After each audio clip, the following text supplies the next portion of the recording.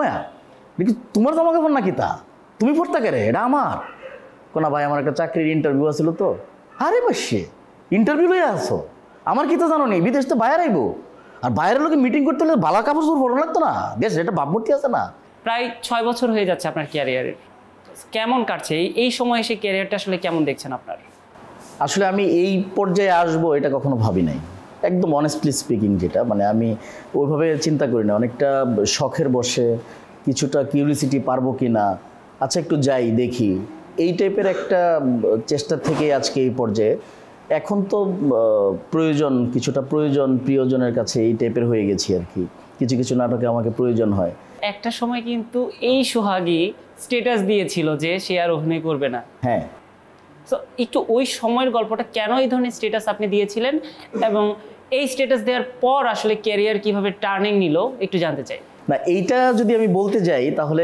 কিছুটা আত্মঘাতী হবে ব্যাপারটা কিন্তু তারপরও যদি সত্যি বলি আত্মঘাতী হলেও বলা যায় সত্যিটা তো সত্যি আমি যার হাত ধরে প্রথম মিডিয়াতে আসছি আমি আজকের এই প্রোগ্রামে তার নাম নেব না তো সামহাও কোনো কারণে ওনার মনে হয়েছে যে আমাকে দিয়ে অভিনয়টা হবে না তারপরে দেখলাম যে অন্য কেউ নিচ্ছেও না আসলে তখন তো পরিচিতির ব্যাপকতা ছিল না আর সবাইকে গিয়ে বলতেও পারতাম না আমাকে নেন তো যখন দেখছি একটা লম্বা সময় ধরে কেউ নিচ্ছে না আর যার মাধ্যমে একটু সুযোগ পেলাম উনি বলে দিল যে আমাকে দিয়ে হবে না তারপরে একদিন ভাবলাম যে না দরকার নাই মানে মনের দুঃখ এটা কাকে বলবো কাউকে তো বলারও মানুষ পাচ্ছে না আর আমি ওরকম প্রয়োজনীয় বা জরুরি কেউ ছিলাম না মিডিয়াতে যে আমি রাগ করে বলবো যে না আমি আর কাজ করবো না কেউ আমাকে রিকোয়েস্ট করবো ওটাও ছিল না তারপরে ভাবলাম আমি বলি না তো আমি ফেসবুকে একটা স্ট্যাটাস দিয়ে দিলাম যে আজকের পর থেকে আর মিডিয়াতে কখনো কাজ করব না তো ওই স্ট্যাটাসটা দেখে আমার এখন যার নামটা স্পষ্ট মনে পড়ে সেটা হচ্ছে রাফাত মজুমদার রিঙ্কু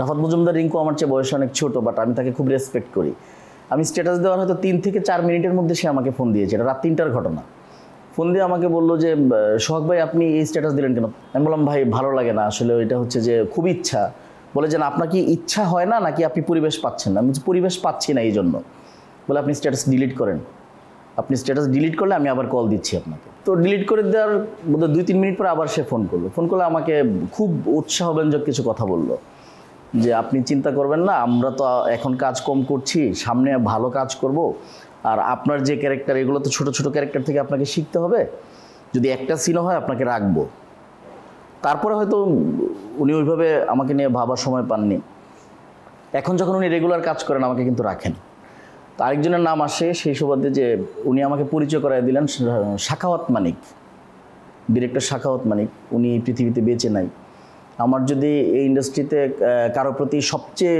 বেশি কৃতজ্ঞতা থাকে এটা হচ্ছে সাখাওয়াত মানিকের কাছে কারণ আপনি মনে হয় টানা তার 15টা নাটকে কাজ করেছেন আমি প্রথম যখন আমাকে এই স্ট্যাটাসের পরে প্রথম যখন আমি কাজ করতে যাই তখন আমি ফার্স্ট বিমানের টিকিট পেয়েছি কক্সবাজার যাব বিমানে অ্যাজ এ আর্টিস্ট মানে ওই সম্মানটা আমার জন্য বিশাল সম্মান মনে হয়েছে যে আমাকে বা ইয়ারে নিয়ে যাচ্ছে কক্সবাজার আর ওখানে রাফাত মজুমদার রিঙ্কু বলেছিল যে তোমার 15টা নাটকে অন্তত 3টা নাটকে ওনাকে দিয়ে কাজ করা ওনার শখটা পূরণ করো যদি ভালো করে অন্য নাটকে নিও ভালো না করলে 3 নাটক পরে ঢাকায় ব্যাক করে দিও তো আল্লাহর রহমতে ওখানে যাওয়ার পর আমি ভালো করেছি কিনা জানি না মানিক ভাই আমাকে 15টা নাটকে কাজ করিয়েছে তো সোহাগ ভাই আপনার এই অভিনয়ের ভূতটা মাথায় কখন চাপলো অভিনয়ের ভূত চেপেছে এটা আমার স্কুল লাইফে ওটার কৃতিত্ব দিতে হবে আমার স্কুলের যে প্রধান শিক্ষক আমির আহমেদ চৌধুরী রতন স্যারও বেঁচে নেই স্যার বেঁচে থাকলে আমার বিশ্বাস এতদিনে স্যার অন্তত একদিন হলেও ডেকে কাছে নিয়ে আদর করতেন কারণ স্যার এই সংস্কৃতিমানা মানুষ ছিলেন স্কুলে আমি হোস্টেলে ছিলাম হোস্টেলে থাকা অবস্থায় নাটক মঞ্চস্থ হইতো ওই নাটকে আমি অভিনয় করতাম তো ওই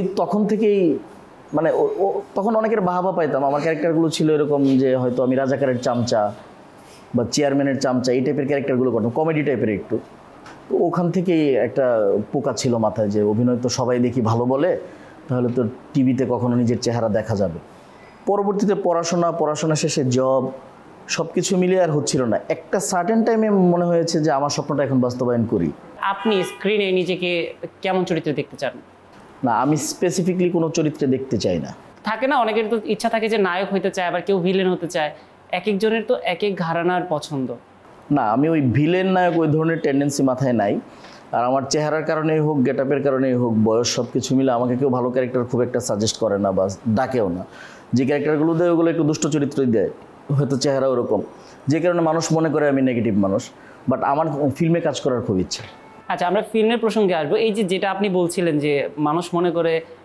একটু দুষ্ট, আমাকে দুষ্ট ক্যারেক্টার দেয়, আসলে ব্যক্তি জীবনে সোহাগ কেমন? ব্যক্তি জীবনে আমি একটু দুষ্ট। কতটা দুষ্ট? ব্যক্তি জীবনে আমি পর্দার চেয়ে বেশি দুষ্ট। আমাদের তো এটা আমার যারা কাছের তারা খুব ভালো করে জানে। আমার যারা একদম ছোটবেলার বন্ধু তাদের দেয়া কিছু নিক নেম আছে যেটা আমার মিডিয়াতে কেউ জানে না, আমি বলবো না কখনো। আমার ময়মনসিংহের যারা সার্কেল আছে তাদের কাছে আমার কিছু নিক নেম আছে, ওই নিক নেমগুলো তো দুষ্টামির কারণে ওইগুলো পাওয়া। সোহাগ ভাই, ময়মনসিংহের এই অঞ্চলের আঞ্চলিক ভাষা, এটা কিন্তু আমাদের ইন্ডাস্ট্রিতে কতটা জনপ্রিয় বা আমাদের নাটকে কী পরিমাণ জনপ্রিয় সেটা কিন্তু আমরা দেখেছি। তো সেই জায়গা থেকে আসলে শুধু ময়মনসিংহ না, বরিশালের ভাষা বললেও আমাদের সেই নাটকগুলো কিন্তু দর্শক গ্রহণ করছে। সেই জায়গা থেকে আপনার কখনো এই ধরনের অফার আসছে কিনা, যেহেতু আপনি ময়মনসিংহ অঞ্চলের, সেই আঞ্চলিক ভাষার কোনো কাজ আপনার করা হয়েছে কিনা? করা হয়েছে। আমাকে মেহেদী হাসান হৃদয় ভাই একটা কাজ করিয়েছে। আমার কোয়ার্টিস্ট ছিলেন ফারহান। মূলত গল্পটা হৃদয় ভাই এবং ফারহান দুজনের মাধ্যমে আসছে। ওখানে আমি কিশোরগঞ্জের ভাষায় কথা বলি। আমাদের ময়মনসিংহ আর কিশোরগঞ্জ তো কাছাকাছি, এবং ওটা আমি পারি। আরেকটা ব্যাপার সেটা হচ্ছে যে আমি কখনো আর্টিফিশিয়াল মানুষ না। আমি খুব মানে অ্যাক্টিং করে বা খুব ইনিয়ে বিনিয়ে শুদ্ধ ভাষায় কথা বলি ওরকম না। এই যে এখন আপনাকে সাক্ষাৎকার দিচ্ছি বিদায় আমি যে কথাটা বলতেছি এটা আমি খুব সাবলীলভাবেই পারি, এর চেয়ে শুদ্ধ আমি আবার পারবো না। আবার আপনি বেশিরভাগ সময় আপনি আমার সাথে কথা বললে আপনি ময়মনসিংহের ছোঁয়া পাবেন। আমি আমার আঞ্চলিকতাটাকে ছাড়ি না। আর অভিনয়ের ক্ষেত্রেও আপনি আমাকে একটু আগে যে প্রশ্নটা করলেন, অভিনয়ের ক্ষেত্রেও আমি অভিনয়টাই করি না, যেটা ন্যাচারাল। আমি মনে হয় যে এই মানুষটা এরকম, আমি ওরকম বলে করে চলে আসি। প্রথম আমার মনে হতো যে এটার জন্য কেউ পছন্দ করতো না, এখন এটা কি সবাই বলে যে না ন্যাচারাল আছে। মানে এছাড়া বাইরে আর কোনো রহস্য নাই। মানে আমি নর্মালি কথা বলে চলে আসি। মানে খুব এই যে গলা ভারী করে একটা কথা বলা বা আমি আমার মধ্যে থেকে বের হয়ে অন্যভাবে একটা কথা বলা, ওটা আমার মধ্যে নাই। মানে আমি আমার মতো করে বলে চলে আসি। এবার একটু আপনার গেট আপটা নিয়ে আমি আসতে চাই, যে মানুষ অভিনয়ের সময় দেখে যে আমি কতটা সুন্দর, বা আমি যে অভিনয় করবো আমাকে কি আসলে স্ক্রিনে দেখতে ভালো লাগবে কিনা, এই ধরনের কখনো কিছু মনে হয়েছে? না, এরকম কখনো মনে হয়নি। তো আমার চুল আসলেই একেবারে নাই, ব্যাপারটা ওরকম না। হয় না মানুষের চুল যখন পড়ে যায় একটু কমে যায়, আমারটা এরকম যখন কমতেছিল তখন আমি চুলের ট্রিটমেন্ট করাবো, বিভিন্ন ডক্টরের কাছে গিয়েছি। আমার তো কোনো কিছু হাইড নেই লাইফে। প্রশ্ন করেছেন, উত্তর দিব। তারপরে একটা সময় দেখলাম যে না, ট্রিটমেন্টও আর হচ্ছে না, যাচ্ছে তো যাচ্ছেই। তখন আমি স্টিমার দিয়ে 0 করে রাখতাম। তো আমার ওয়াইফ একদিন বলতেছে যে তুমি এটা টোটাল ন্যাড়া করে ফেলো, একদম ক্লিন থাকুক, এটাও ভালো, এরকম তো হয়। আমি বললাম যে না, এটা কেমন দেখা যাবে না, মানে আমি কিন্তু ছোটো করে ফেলছি, ন্যাড়ার মতোই লাগে। তো তারপরে ও বললো, আমি এটা করে দেখলাম, না ভালোই তো লাগে। আর ওটা করার পরে আবার একটা দুষ্ট বাসনা ছিল মাথায়। সেটা ছিল যে অভিনয় তো খুব একটা ভালো পারি না, থিয়েটার করিনি কখনো, ওইভাবে প্র্যাকটিস করিনি, এটা তো মনের ইচ্ছা থেকে আসা। তো আমি ভাবলাম যে ফ্রেঞ্চ কাট দাড়ি আর টাক মাথা, এটা তো মানুষের চোখে পড়ে, ব্যাপারটা ওরকম না। তো আমি ভাবলাম যে আমি স্ক্রিন প্রেজেন্সি রাখি, অভিনয় পারি না পারি, মানুষ তো অন্তত আমাকে দেখায় বলবে যে এইটাই সেই লোক যে অভিনয়টা পারে না। এই টাইপের একটা আইডেন্টিটি, নিজের আইডেন্টিটি নেওয়ার জন্য আর কি। তো সেটা কাজ হয়েছে। অভিনয় আসলেই পারি না, যতটুকু পারি ততটুকুতে যে পরিচিতি সেটা কিছুটা গেটআপের কারণেও আছে। সবাই আপনি বলছিলেন যে আসলে আপনার স্বপ্ন বা আপনার ইচ্ছা যেটা আসলে সিনেমায় অভিনয় করা বা বড় পর্দায় নিজেকে দেখা, সেইটা নিয়ে আসলে কি ভাবছেন, বা সেইটা কতটুকু এগিয়েছে আপনার স্বপ্নের পথে? না, এই ক্ষেত্রে আমি খুব অলস, এই ক্ষেত্রে খুবই অলস। স্বপ্নটা অনেক সময় ঘরে বসে বসেই দেখি। অভিনয়ের ক্যারিয়ারের স্বপ্ন দেখার ব্যাপারে আমি একটু অলসতা আছে আমার। মানে আছে না যে একটু ফিল্মের ডিরেক্টরদের সাথে হাই হ্যালো বলা, তাদের সাথে একটু যোগাযোগ রাখা, সেটা হয়ে ওঠে না। আর নাটকের ব্যস্ততার কারণেও সময় পাই না। সিনেমা একেবারেই করি নাই তাই না, সিনেমা করেছি। লাস্ট যে সিনেমাটা উমর, আমাদের মোস্তফা কামাল রাজ ভাইয়ের ডিরেকশনে উমরে ছিলাম আমি, যদিও ছোটো ক্যারেক্টার, ওরকমভাবে আমি কাউকে বলিও নি। বাট হচ্ছে, আস্তে আস্তে যাচ্ছি আর কি, অস্থিরতা নাই একেবারেই। নাটকে যখন শুনেছিলাম যে আমাকে দিয়ে হবে না, তারপরে তো আজকে এই পর্যায়ে এসেছি। তো সিনেমাতে একদম হুটহাট গিয়ে অনেক কিছু করে ফেলতে হবে, ওই ধরনের চাওয়া পাওয়া নাই। আপনি তো অভিনয়ে আসার আগে চাকরি করতেন। তো আমাদের দেশে আমরা যেটা মনে করি যে আসলে চাকরিটা হচ্ছে একটা সেফ লাইফ, সেই জায়গা থেকে আসলে যখন অভিনয়ে আসলেন তখন পরিবারের সাপোর্ট কতটুকু ছিল, বা পরিবার এই জিনিসটাকে কিভাবে রিসিভ করেছিল? আমি খুব মানে হাই প্রোফাইলে চাকরি করতাম। আমার স্যালারি স্ট্রাকচার ভেরি স্মার্ট। বর্তমান সময়ে যারা আছে নতুন পড়াশোনা শেষ করে জবে যায়, তারা হয়তো বা 20 বছর চাকরির পরেও আমার ওই স্যালারি এক্সপেক্ট করতে পারে না। ওরকম স্যালারি অবস্থায় আমি চাকরি ছেড়ে দিয়েছি বিজনেস করব বলে। আর আমি যখন চাকরি ছেড়ে দিই আমার ফ্যামিলি থেকে খুব রাগ করেছে যে এত ভালো চাকরি, পরিচয় দেওয়ার মতো চাকরি, সেই চাকরি আমি ছেড়ে দিয়েছি। বাট বিজনেস আমাকে সবসময় টানতো, আমি এখনও বিজনেস করি। কিন্তু পরিবার কি এখন সোহাগের অভিনেতা পরিচয়টা নিয়ে গর্ব করে? না, আমি ওরকমভাবে ফাইন্ড আউট করতে পারিনি এখনও, কারণ আমার পরিবার আমি অভিনয় করি এটা একবারে খুব করে চায়, ব্যাপারটা ওরকম না, আবার চায় না ব্যাপারটা ওরকম না। তবে আমার আম্মা বেশ কয়েকবার না বলেছে যে আর দরকার নাই, অনেক তো হয়েছে, তোমার স্বপ্ন। একটু ভাবির প্রসঙ্গে আসতে চাই যে ভাবি আপনার কাজের সমালোচনা করে কিনা? আমার লাইফে একটা অ্যাক্সিডেন্ট আছে। ভাবি যদি বলেন, আমার ফার্স্ট ওয়াইফ উনি এই পৃথিবীতে নাই। ওনার একটা কমপ্লিমেন্ট আছে, আমি যখন প্রথম অভিনয় করি সে খুব এক্সাইটেড ছিল। একটা নির্বাক টেলিফিল্ম, রানা মাসুদ, ডিরেক্টর রানা মাসুদ স্যারের ডিরেকশনে ছিল। ওটাতে নায়ক ইমন ছিল মেইন হিরো। ওটাতে কোনো ডায়লগ নাই, নির্বাক, মানে খুব সাইলেন্ট। তো সেটাতে আমি একজন পুলিশ কনস্টেবলের ক্যারেক্টার করি।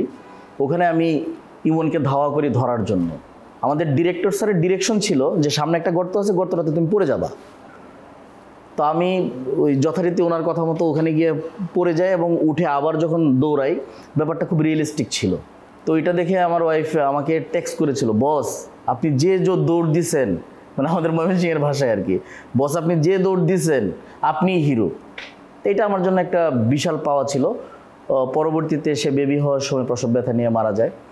দেন আমি আবার বিয়ে করেছি। আমার এই ওয়াইফ খুব সাপোর্টিভ, খুব সাপোর্টিভ। আমার ড্রেস কোড থেকে শুরু করে আমার কাপড় গুছিয়ে রাখা, আমার নতুন কস্টিউম লাগবে সেটা কিনে নিয়ে আসা, মানে এইগুলো মোটামুটি আমার বলা চলে যে ওর উপরে আমি এখন নির্ভর করতে পারি আর কি। মানে একটা মানুষের জীবনের এত বড় ঘটনা থাকা সত্ত্বেও সে সবসময় এত হাসি খুশি কিভাবে থাকতে পারে? এটার উত্তর দিব না। বাট সবসময় তো মনের মধ্যে নিজের কষ্টটা নিজের কাছেই থাকে। কষ্টের কথার বাইরে যাই, নিজেকে কষ্ট আমি কন্ট্রোল করতে পারি না। নিজেকে আসলে কিভাবে আপনি ম্যানেজ করেন একটু সেটা জানতে চাই। মানে অন্য কোনো প্রশ্নে যাই।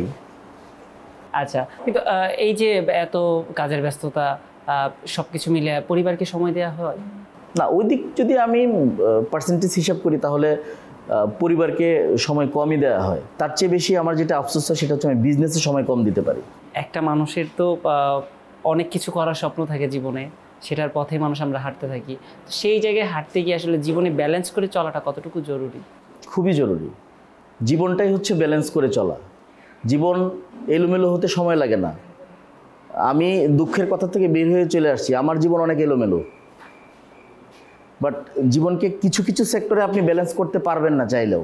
যেমন আমি চাইলেও আমার স্ত্রীকে পৃথিবীতে রাখতে পারতাম না, সরি।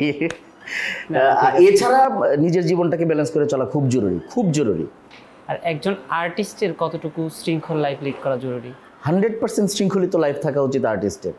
একজন আর্টিস্ট যদি বিশৃঙ্খল লাইফ লিড করে, আমি খুবই ছোট মানুষ আর্টিস্ট হিসেবে বলবো, কিন্তু বয়সের অভিজ্ঞতা বলেন, যে কিছু বলেন, বা যতদিন যাবত আমি এই ইন্ডাস্ট্রিতে কাজ করছি, একজন শিল্পী যদি শৃঙ্খলিত না থাকে তাহলে আমার মনে হয় তার ভিতরের যে সুপ্ত প্রতিভা, যেগুলো প্রকাশ করলে তার নাম ছড়িয়ে যাবে, সেগুলো প্রকাশিত হবে না।